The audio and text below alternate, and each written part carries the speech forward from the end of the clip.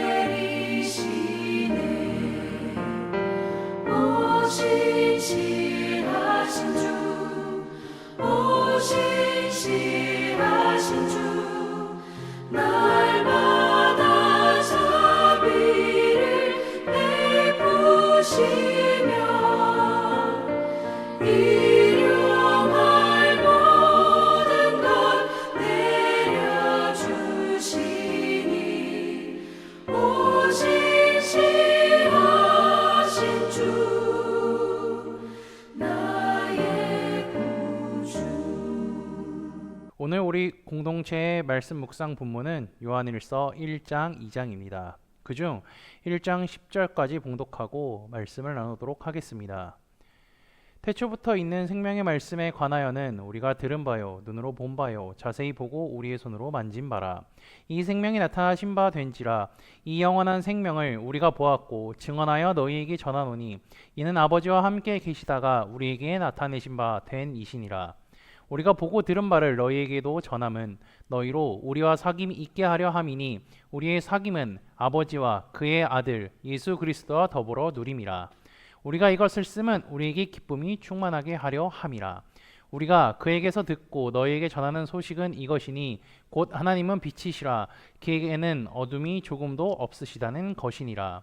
만일 우리가 하나님과 사귐이 있다 하고 어둠에 행하면 거짓말을 하고 진리를 행하지 아니함이거니와 그가 빛 가운데 계신 것 같이 우리도 빛 가운데 행하면 우리가 서로 사귐이 있고 그 아들 예수의 피가 우리를 모든 죄에서 깨끗하게 하실 것이요 만일 우리가 죄가 없다고 말하면 스스로 속이고 또 진리가 우리 속에 있지 아니할 것이요 만일 우리가 죄를 자백하면 그는 미쁘시고 의로우사 우리 죄를 사하시며 우리를 모든 불의에서 깨끗하게 하실 것이요 만일 우리가 범죄하지 아니하였다 하면 하나님을 거짓말하는 이로 만들 것이니 또한 그의 말씀이 우리 속에 있지 아니하니라.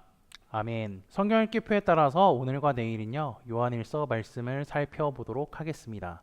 요한일서에 대해 간략한 설명을 하자면요 저자는요 예수님의 제자인 사도 요한입니다. 다른 제자들은 순교했다고 알려져 있는데요 유일하게 자연사한 제자이기도 합니다. 보통 사도 요한에 대해서 사랑의 사도라고 하는데 그가 성격이 너무 급해서 생긴 우레의 아들이란 별명을 생각하면요 그가 예수님을 만나서 변화되었음을 우리는 확인할 수가 있습니다.